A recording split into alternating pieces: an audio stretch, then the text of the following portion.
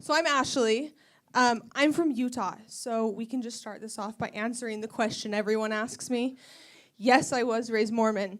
No, I do not have multiple mothers because one was enough. But I was raised Mormon until I was 18 when I decided that it wasn't for me.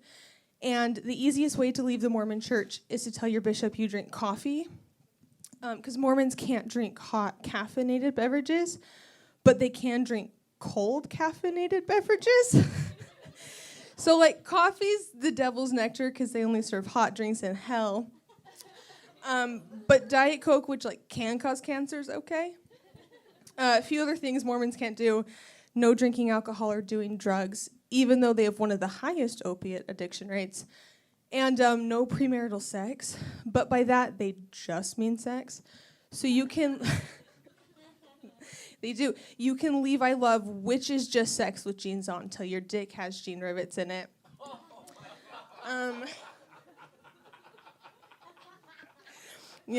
A common phrase is oral is moral. And then there's the Provo float, which is where you just put it in and float. And as long as there's no movement, you're good. Yeah, you can look it up. It's a thing. So because Mormons don't have premarital sex, they get married really young. So when you turn 18, you're supposed to start going to the singles ward, which is like a big Mormon meat market. And all the rules go out the window. Modest is no longer hottest. Girls start wearing shorter skirts, higher heels. If they're really daring and desperate, they'll show their shoulders. I know, risky. And there's like a ranking system. So like 18 to 23-year-olds are like puppies. They get snatched up really quickly. 24 to 26 are like foster fails. Yeah. So you'll take them home, learn their behavioral issues, and keep them. And then 27 and up are like the one-eyed three-legged dog that has like...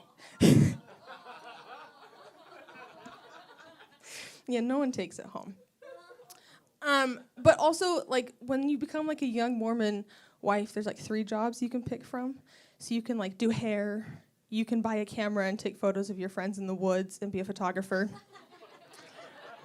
And my personal favorite is you can be a mommy blogger. And they all have the same look. Like, anytime you go online, they're all like, having kids is great. Staying home with my kids is great. It's so good, it's great. So I didn't do that. Speaking of drugs and alcohol, my dad's a recovering addict. He's been sober for a couple years now.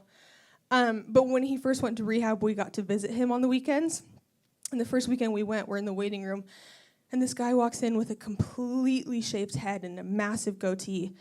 So I lean over to my sister, and I'm like, what is Walter White doing in rehab? It was my dad. He had decided to shave his head that morning. So we now refer to this time period as Breaking Dad.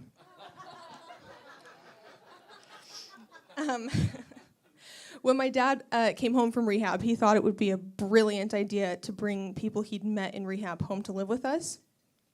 So we turned our house into a sober living facility, and it was like a 24-hour AA meeting. So anytime I would leave, instead of saying goodbye, he'd be like, keep coming back. It works if you work it. Yeah. I do like to go to AA meetings with my dad. They're interesting. They're a great way to make connections down here. They are. I'm going to use it. But I was in one the other day, and this lady was like, yeah, my friend recently lit herself on fire doing heroin. And, like, no one flinched. Like, you could walk into an AA meeting and be like, hey, what's up? I'm Ashley. I recently killed somebody. And the first thing they would say to you is, oh, my gosh, how's your sobriety doing? The only downside is my dad likes to try to set me up with guys he meets in AA. So he'll call me and he'll be like, hey, Ash, I just met this great guy. I'm stuck to my skirt. I just met this great guy. He's super sweet, super funny, just got his 24-hour chip. But I think he shows great progress in working the program.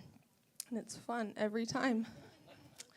One of the more interesting things about my dad while he was using is the gifts he would give us. So for my 16th birthday, I did not get a car, but I did get a half-eaten box of chicken nuggets. which, like, is a red flag to a lot of people, but I was just pissed that I didn't get all 10 nuggets. It's because I was a fat kid. Were any of you fat kids? You? Okay, good. The rest of you I don't care about. But I didn't know I was fat till I was 8 when my doctor told me I was borderline obese. So from ages 8 to 14, I could only wear tracksuits because they're comfortable and I don't trust buttons. But my family all tries to like subtly tell me I should lose weight still. So my mom will email me and be like, here's an article on how good walking is for your health.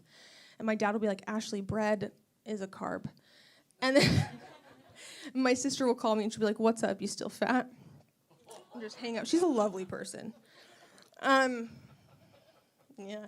So I'm guessing from this information you guys can guess I had a hard time in high school.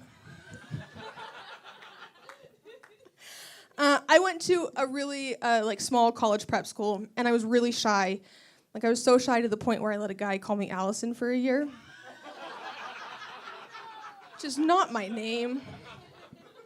And it got so bad that I was like, you know what? I'm just going to have to change my name because it's less embarrassing. What are you going to do? I was also voted most likely to not show up to graduation, which I proved them wrong. I went, and I'm in the waiting room, and this girl comes up to me, and she's like, you can't be back here. It's for graduates only. And I was like, yeah, I know, guys. It's me, Allison. The principal read something nice about all of us, and it was like, congrats on getting into Harvard, Jane, or like, congrats on your $1 million drone company, George. And they got to me, and they were like, Ashley always dressed really nicely to school, which sounds super sweet, but we all wore the exact same uniform.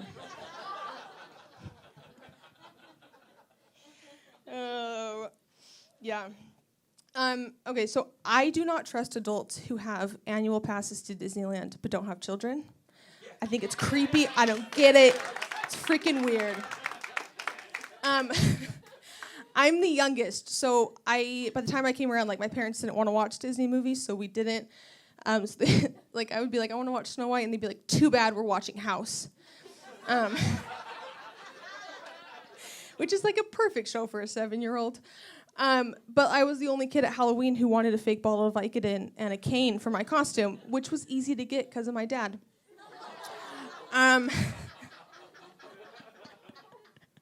But so because I never watched the movies, I don't really have any connections to the park, and I haven't had good experiences there. When my dad was using, we went, and he fell asleep, or he passed out in the tiki room. So I had to sit through 4 of those shows. And I'm still, like, I'm very triggered by, like, tropical birds. Pineapples, like, are an issue. It's bad.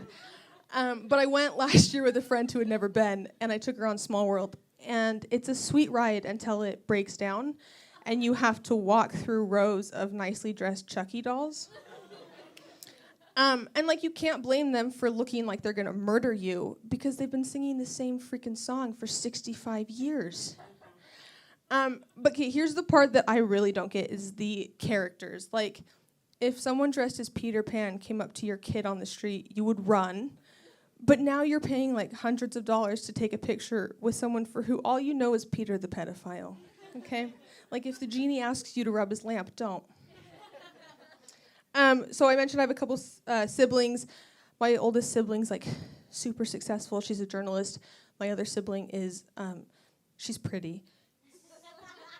And then I have one other sibling who's, like, the golden child. My parents worship the ground they walk on. They have hundreds of, you would represent them. They have hundreds of thousands of Instagram followers. But the sibling's also a cat. My parents have a famous Instagram cat that is ruining my life. It's gotten so bad that when I call them, they'll decline my phone calls because they're in the middle of a photo shoot.